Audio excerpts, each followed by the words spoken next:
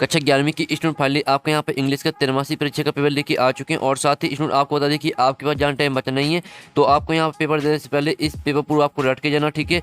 पूरा पेपर हम आपको यहाँ पर संपूर्ण खाली साइज कराएंगे। साथ ही आप यहाँ पर इस पेपर को याद कर लेते हैं तो आपके यहाँ पर 80 में आपके 80 मार्क्स आने वाले इस पेपर को याद करने के बाद। तो इस पेपर को आपको जरूर याद करना, ठीक है। आप यहाँ पर देख ली quarterly exam 23-24 class 11 subject English, ठीक है।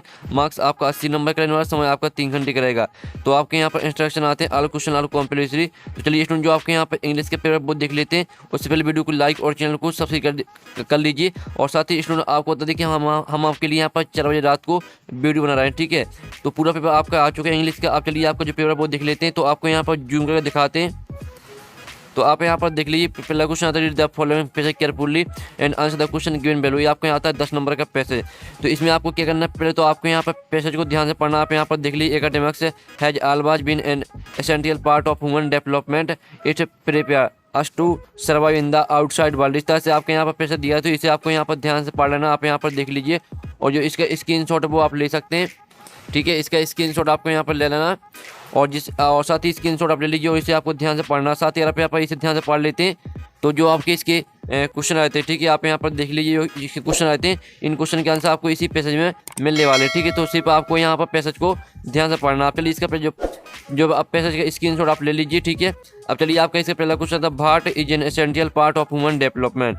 तो आपका ये आता आइडेंटिटी, और बी आता एक्सपीरियंस, और सी आता एकेडमिक्स, और डी ऑप्शन आपका आता है। तो what is an essential part of human development, तो इसका आंसर आपका सी हो जाएगा एकेडमिक्स, ठीक है। तो आपको यहाँ पर अच्छे से याद करते जाना। फिर दूसरा था what is considered a hawks. तो आपका यह था एकेडमिक्स, बी आता एजुकेशन, और सी आता प्रैक्टिकल एक्सपीरियंस, और डी आता कोऑर्डिनेशन। तो what is considered a hawks, तो इसका आंसर आपका यहाँ पर सी हो जाएगा प्रैक्टिकल एक्सपीरियंस। अब चलिए आपके यहाँ पर तीसरा था भाट हैज ए हिंड्रेड स्टूडेंट डेवलपमेंट। तो आपका ये आता वर्किंग आउटसाइड वर्ल्ड, और बी आता लर्निंग टीम वर्क, और सी ऑप्शन आता डी। तो भाट हैज हिंड्रेड स्टूडेंट डेवलपमेंट, तो इसका आंसर आपका डी हो जाएगा, ठीक है। Limiting education of boundaries of academics. आपका यहाँ पर आता पाँचवा चौथा आता the shift in education system means. तो इसका आंसर आपका यहाँ पर सी हो जाएगा to focus on overall development, ठीक है। चौथे का आपका सी करेक्ट आंसर रहेगा। अब चलिए आपके यहाँ पर हमने पहला क्वेश्चन करा दिया, दूसरा क्वेश्चन करा दिया, तीसरा चौथा, ठीक है। अब चलिए जो आपका पाँचवा क्वेश्चन है वो देख लेते हैं।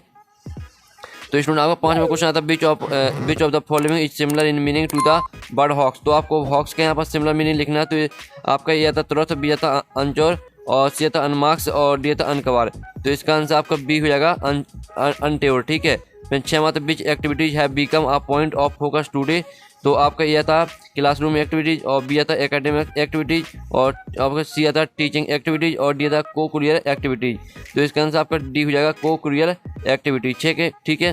अब चलिए आपके यहाँ पर आता, ठीक है, सातवां भाई मस्ट स्टूडेंट, ठीक है। आप यहाँ पर देख लीजिए step out into the outside world.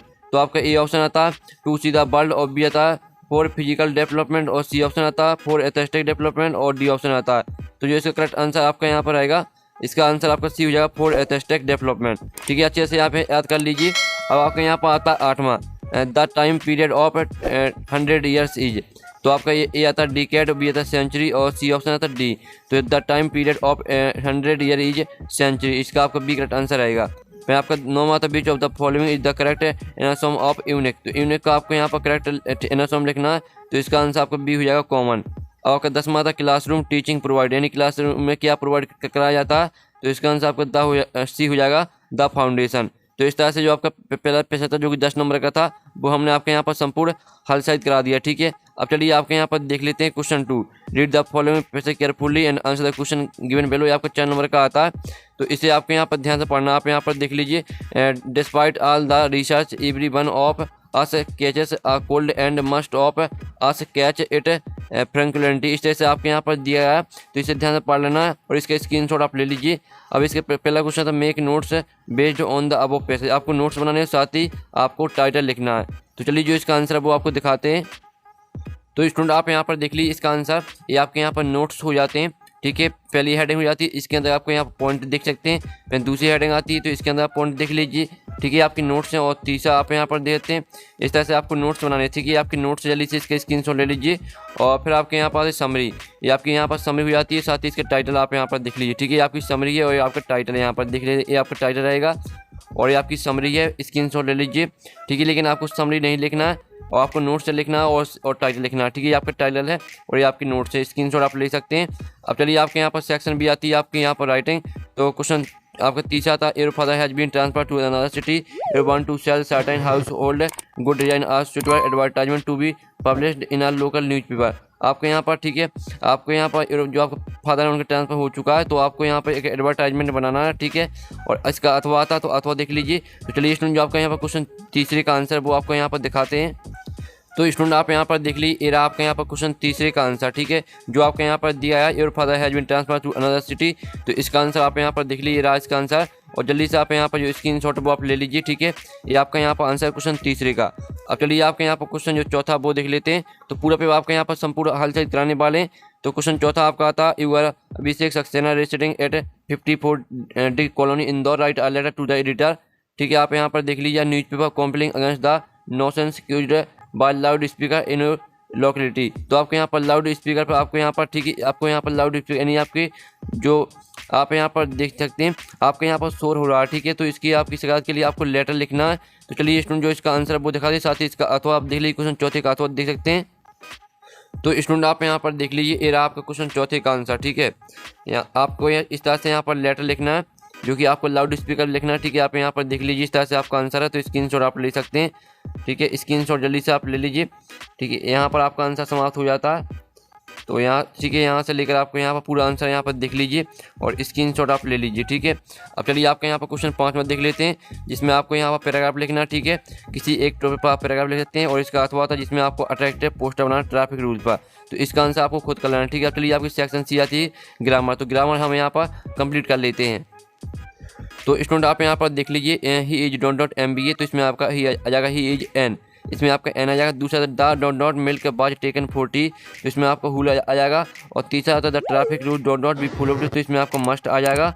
और चौथा आता है the cat jumped dot the rat, तो इसमें आपका अपॉन आ जाएगा। पाँचवा आता है English is dot in many country, तो इसमें आपका स्पोकन आ जाएगा।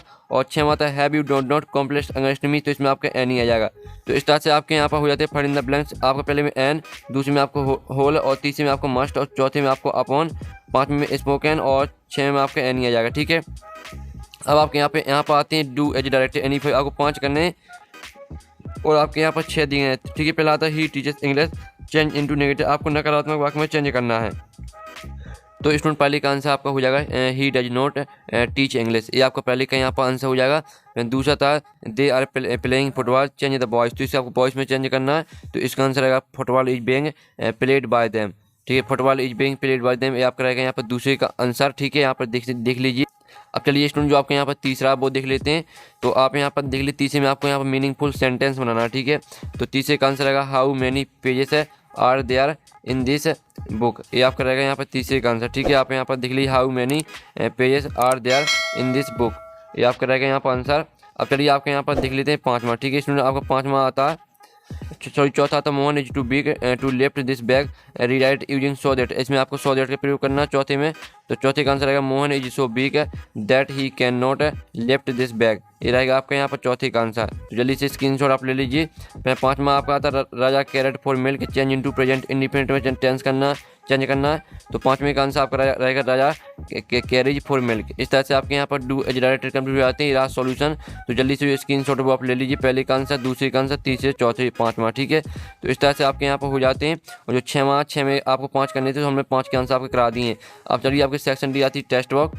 तो आपका क्वेश्चन 8 आता है read the following extract and answer the question that follow, ये आपको 5 नंबर का आता है। तो इसे आपको ध्यान से रीड कर लेना, ये आपका यहाँ पर आता है पैसे, ठीक है।